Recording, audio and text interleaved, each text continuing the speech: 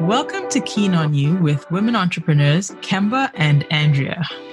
We are real estate investors who have built wealth using real estate, and we want to show you how to create wealth of your own by turning your passion into a successful business. This is a new podcast for women entrepreneurs or those women who are soon to be entrepreneurs. We know you want this for yourself and your family. Join us each week along with our knowledgeable experts as we show and tell strategies to help you develop the right mindset and acquire skills to be your own boss lady and to create the abundance of wealth you truly desire. If you're ready to make the changes necessary, if you're ready to take the plunge, and if you're wanting to build another source of income, you're in the right place. You can find out more about us on our website at keangroup.ca. Today, we want to share with you our story, our journey, and how we, Kean, Kemba, and Andrea, came to be. First of all, our name, Kean, is a combination of us. It too is part of our story. The Ke of Kean refers to the first two letters of Kemba, and the last part of Kean, An, refers to the first two initials in Andrea. We were intentional in our spelling of Kean, and I understand the importance of spelling as a former school teacher. I also love to encourage creativity and individuality in each of my students. We wanted our journey in real estate, like building this podcast, to reflect our uniqueness and our creativity. And that's what makes us Kean. Both Kemba and I are moms, so we understand you. We know your experiences. Little time, busy lives, exhaustion from working and raising kids, no time for yourself, and so on, right? But we're totally keen on helping you find solutions. We want you to be empowered as women and as moms so that you can live the life of abundance and wealth you truly deserve. This is officially our first podcast, so we're super excited to be here with you today. We had to get out of our comfort zone today to share with you our story and building a great show to help each and every one of you realize your true potential, your true destiny, and to help you realize all your callings. The reason we're sharing is to help you understand that it's not always easy or perfect, but if you're taking action towards creating the present and future you desire, it's going to happen. You just need to start. Just do it. We would like to share a little of our journey. I'll start my story with my family. I was born in Canada to St. Lucian parents. We lived in Toronto until I was 3 years old, ripe old age. Then we moved back to St. Lucia. I returned to Canada at 18 to attend university, where I went to the University of Western Ontario and got my BA in Commerce and HR. Started working in financial services. I met my husband, Michael, and we had 2 beautiful children. I gained a daughter from Michael's first marriage in the process, and the rest is history. So they say. So, Kemba, let's tell our listeners, I know this is great, we just want to make sure that you kind of get an understanding of who we are. So tell them more about how you actually got started in real estate. Well, my real estate investing began in 2005 when myself and my cousin started looking for a place. It was mainly a place to live and only partly an investment. I had very investor-like criteria, example, income generating, close to transit, future potential, but there was also a lot of emotion wrapped up in the decision. That's great, because I know for sure when I was purchasing, I went through a very similar experience. It's a big decision, purchasing your first property and all the different moving parts. You want to make sure you're doing the right thing and you're making the right choices. When you were making your first purchase with your cousin, can you recall what the market was like at that time in terms of buying price, property styles? The prices, I would say in Toronto, was still an average of 300,000 to 400,000. Mm-hmm. There were multiple offer situations. And at the time, I didn't really qualify for my ideal property type on my own. My brave cousin had purchased before me and she'd had, experience buying. So we decided to buy together because she already also had some equity in her previous purchases. Our search took about 2 years. So finally in 2007, we bought a triplex.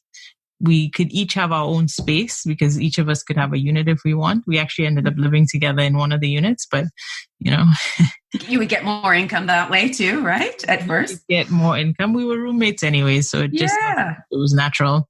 The triplex would generate income, and then I had been in my full-time job for about 2 years, and so all these pieces came together and helped with that success, that first success for me. No, I think it was a great way to start. Sometimes partnering with someone who has a little bit more experience or is a step or two ahead of you makes sense. Having equity in all of those parts, that makes sense. I think it was a great way for you to start. And plus, at least you got started, right? Mm-hmm. Now, what would you say that same style property today, because 300,000-400,000, I don't think that sounds like a price range in Toronto today. What would that be today, which is like fast forward, I think it was probably about 10 plus years? Yeah. So, prices are always moving up and down, up and down. Our environment today is different to maybe yesterday and the day before, and we don't know where we'll be by the end of this year. But I think, in general, the prices are around the 850 mark for property like that, maybe greater because, as it's just, that's where I think it is right now. Yeah. It's a great example though of, thinking, the purchase price back in 2005 to 13 years later or 10 years later, and it's more than doubled. Yes, for sure. And I think my point was just to show how significant, the price can change, so that simply by buying something, holding on to it for some period of time, how someone can build a lot of wealth through real estate, right? Just buying and holding. Absolutely. Which is later we'll share with our listeners. That's principally what we do, right? Our focus is buying and holding. Mm-hmm. For sure. And that's a good point. So as you get more experience and you talk to more people, you learn these things about what's good and where to buy and which ones will see growth, which ones will not.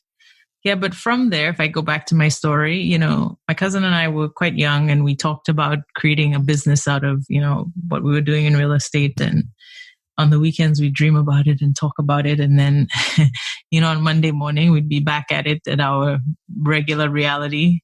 Back to reality on a Monday. So surprised you weren't back at it on Sunday thinking, back to work tomorrow. Gosh, right? Yeah. But I totally agree that, in terms of starting out, real estate sometimes seems like it can be an impossible feat, right? Getting all the money together, qualifying and making your first purchase. And of course, for you, partnering with your cousin was a smart way to get started. So what lesson or lessons do you think you learned along the way that might be impactful to share with our listeners? For sure, I think the lesson would be, don't be afraid to fail. Take action. We bought the property together, but looking back, I wouldn't hesitate at all to start a business, with the knowledge I have now. Fear of lack of knowledge or failure or lack of success if you try. And, I think that's what holds us back. And I would just brush that off and head in. If you could tell your younger self, Kemba, don't worry, just go for it, right? Just do it. Exactly. And I mean, looking back in hindsight is always great. But I think that the point is today we still have lots of time to accomplish what you may have tried to do many years ago and weren't able to because of life. For sure. And back to the original point, just do it, right? Your lessons. Failure is something, don't be afraid of it. Just do it. Just try your best. If you put your all into it, you may fail, but guess what? I read this book to the kids and it talks about if there's something that's scary or it's a problem or it's, you think you might not succeed, if you really dive into it, you'll find opportunity. For sure. And speaking of that, from where I was back then, purchasing that property, and I think 5 years later, I became a mom and I had to change, or it's not that I had to, but a lot of who I was changed once I had a mom. I became a mom. I had to reprioritize, look at my, what I was doing with real estate, see what I needed to do for the kids. And so as kids tend to do, they change your life. For sure. I remember, as part of all that journey, I remember when we met, I sort of learned a lot from you because you were offering your knowledge to everyone. You were sort of saying, come by, I'll show you. And that was a big eye opener for me, and so thank you for that. You're welcome. It was great for us to have met, because in that way at my home in that presentation, because we'd obviously known each other already and spent time together, but we didn't get to know how much and how deep we were both into something very similar, right? Real estate. We had a similar passion and even, sort of similar style of business. And so partnering and collaborating just came naturally and more easily for us. Mm-hmm. I agree with a lot of what you say. So if you're going back to your story, what did you do next? I guess in terms of next, got the triplex, got married. I ended up refinancing that, getting some money out to purchase my home with my husband. And in that purchase, I sort of said, we have to get a property that has income potential that will help with our expenses and everything, which is what we did. And nervous about the prospect. A lot of people, when they're going into their family home, they're like, I don't want tenants. I don't want to manage. But I had experience. But you had all that. I had all the experience with it. And, it wasn't daunting. It was just, it's going to be more valuable than it is work. So we did that, which was great. And throughout that, 2 maternity leaves and going back and forth to work, I had to consider, how are we building wealth for the family, for the kids, and, everything costs. So I started not sleeping very well, not to mention, just through the mat leaves, I just didn't sleep well, and thinking of, how am I going to take care of these children? How am I going to provide for these children? And, I decided to end up selling the triplex. And so I did that in 2017, which is okay. We look at what we've done and we reevaluate and we change. I think at the time I felt like, it was costing more than it was making for me. And so it was also part of the decisioning to say, I'm going to sell that interest in there. And I moved on and I'm happy I did. I learned so much in that time period, and we started working together, and I've grown so much. It's an important part of taking a look at our portfolio and reassessing from time to time where we're at, and to see what changes are necessary to make. I mean, I myself have done the same with my own portfolio over time, because typically, most things you want, when we buy and hold for the long term. But your life had changed, and that asset wasn't the same, right? So tell our listeners how your experience in real estate thus far helped you in wanting to and pursuing real estate further as a business.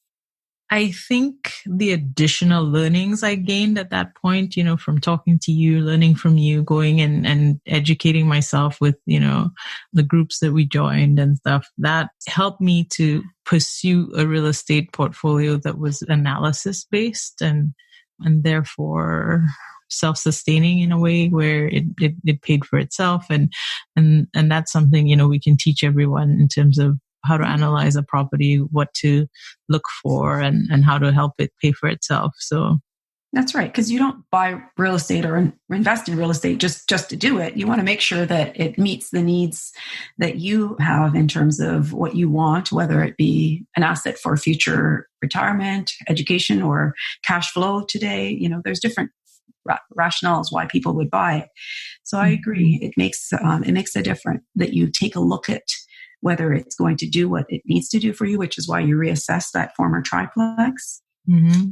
In terms of lessons I learned at that point, I would say that just continue to read, continue to learn, continue to talk to folks who may have, had experience with what you're looking to do, whether you're starting any type of business, look for folks. And so if you're interested in real estate, listen to what we're talking about. We can share with you our knowledge, nuggets of, Yeah, I think what you're saying is it's good to have a mentor or coach, right, who has experience and knowledge in the area that you're looking to pursue with respect to business. For sure. And reading. Mm-hmm. Read. And if you don't have time to read, audiobook read. Audiobooks are great, especially if you're driving back and forth to work or wherever, right? Yeah. Getting the kids around from activities.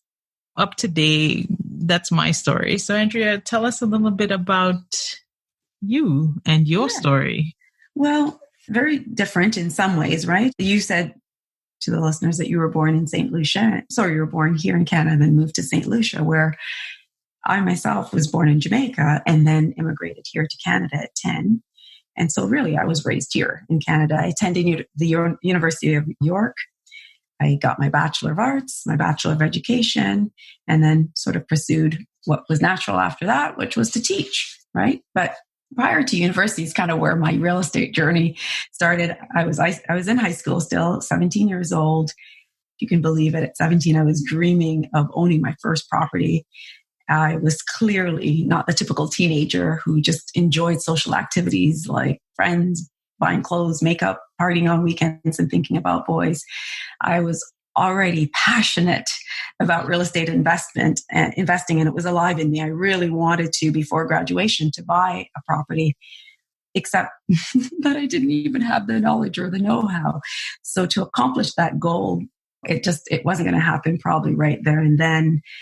To be honest, I just put it off for a little bit. I thought, let me get through school. Mm-hmm. After I started thinking about it a little bit more, I thought, let me talk to some family. Let me see if anyone has experience in this area, if they could help me.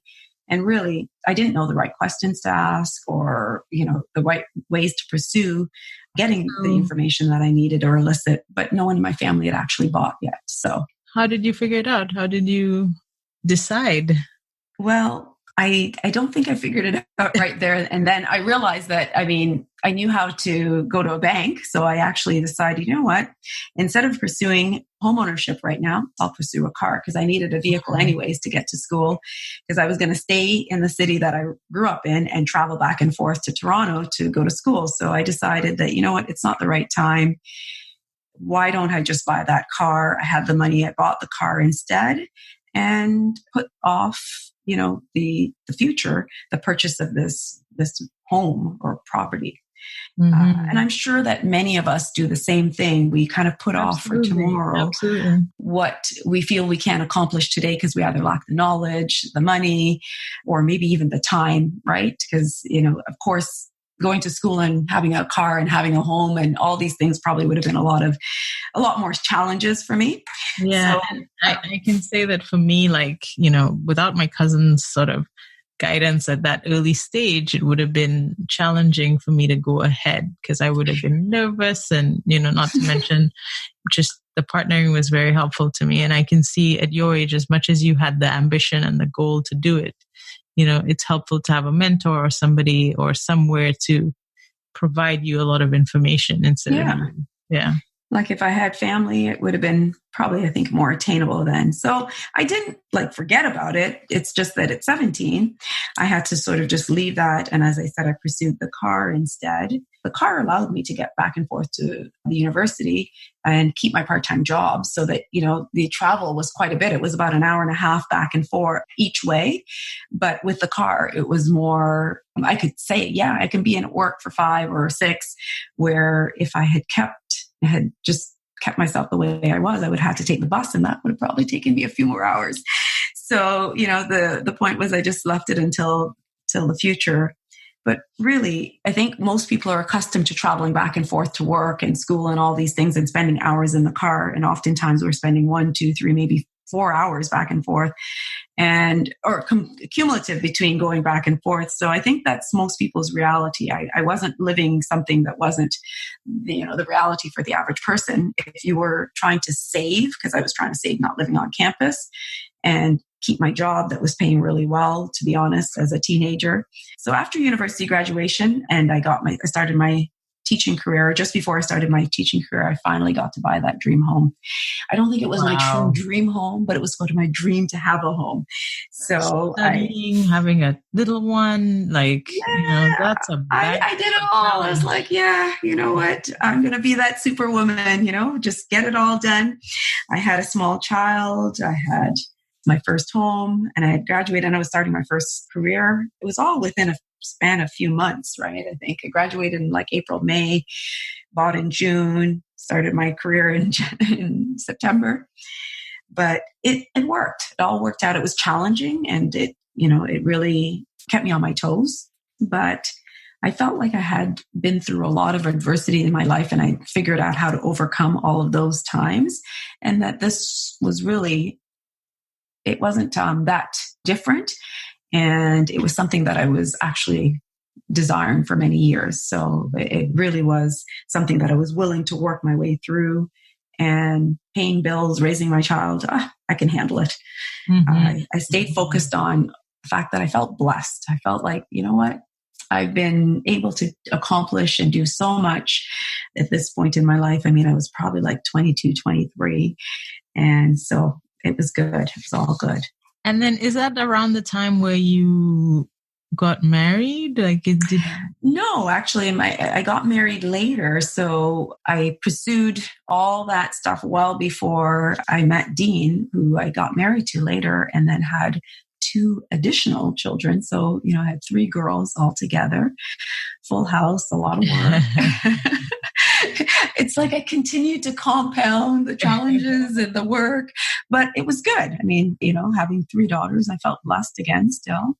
But as Dean and I started having children together, we decided to, or even prior to having children together, we decided to buy a home together. And so we sold my first property, bought our home together. But we moved up. We bought something bigger. It was more expensive. There were a lot more challenges with that as well. Larger mortgage, but no additional income. We were working and generating the same amount of income. So a few years into that, we realized that, you know what, we're not really building wealth yet. How are we going to do that? And Dean and I tried to figure that out. And I started doing some research. I always turn to the books. I started doing some research to figure out, what could we do? And after reading and doing a bit of searching at the library, we came to the conclusion that we could use real estate as our wealth building tool. And so we embarked on that journey. And within a short period of time, we didn't have any knowledge. We thought about, kind of figuring that out after we bought properties. So we talked to friends and family who were willing to join in with us and, work together on jointly.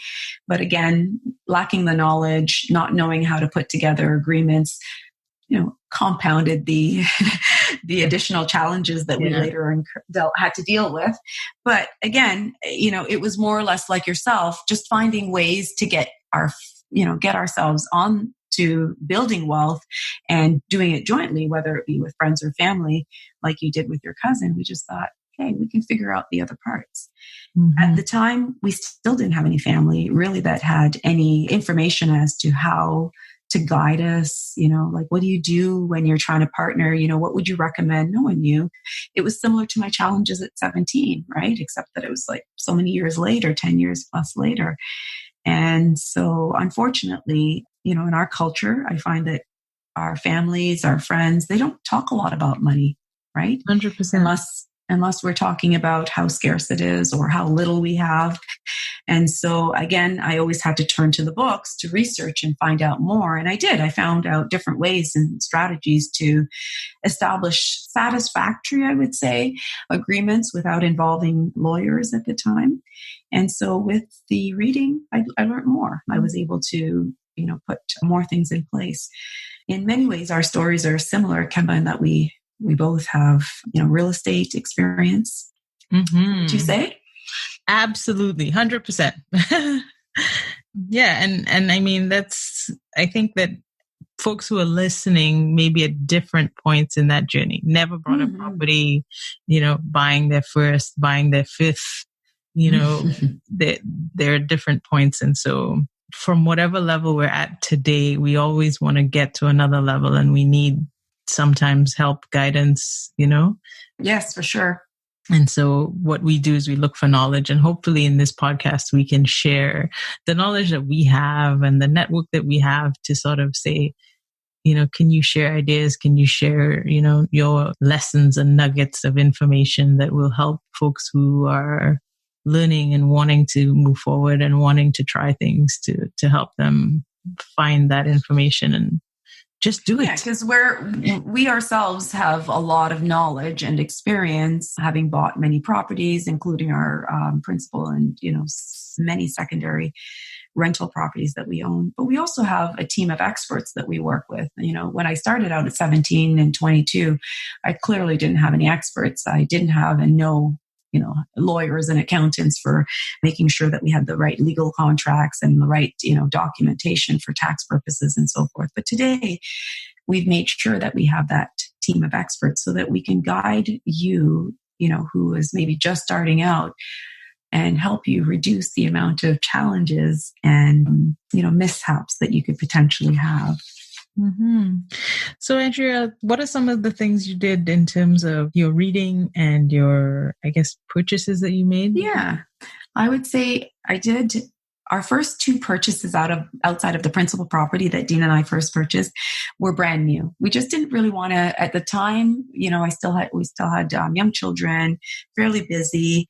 I thought that if we bought brand new, we wouldn't have repairs and a lot of concerns about doing work around the property, as well as we bought locally, so close to home, so that I could still be able to, be as involved and be as close to the children's school and activities as possible. And it made sense, and it actually did work doing those things. Those properties that we bought, they were future dated as well. We bought two at the same time. We bought a condo and a semi-detached home right in about the same period of time. And we just spaced out the closing dates so that we would have time to gain the knowledge. I would, again, go on to read additionally. Some of the books that I read included Rich Dad, Poor Dad, Cash Flow Quadrant, The Millionaire Next Door. I mean, some of those were books I'd already read. Some of them I found additional books that supported what I was doing. So at the library, I found a lot of other resources. Again, I was always trying to conserve how much I spent. So I did a lot of library reading materials, including, like you said, audios. And I found that they had titles and resources such as the Finish Rich series, David Bach, who's an author that I love, landlording, books that help you about, how to deal with tenants and issues and inspections and different things that I knew I'd have to encounter, as well as financing and mortgaging and more, right? There's a resource you turned me on to too. Yeah, the Canadian Real Estate Wealth magazine was a fantastic one. I don't know, I bumped into it in a staff room of a teacher's in a school. And I was like, oh my gosh, I read it and I thought, this is it. I was always looking for things that would help guide me. And here in this book, the magazine talked about all sorts of real estate investors and all the different methods of real estate investing. And so it was a fantastic subscription that I've kept to this day. I'm still getting that magazine.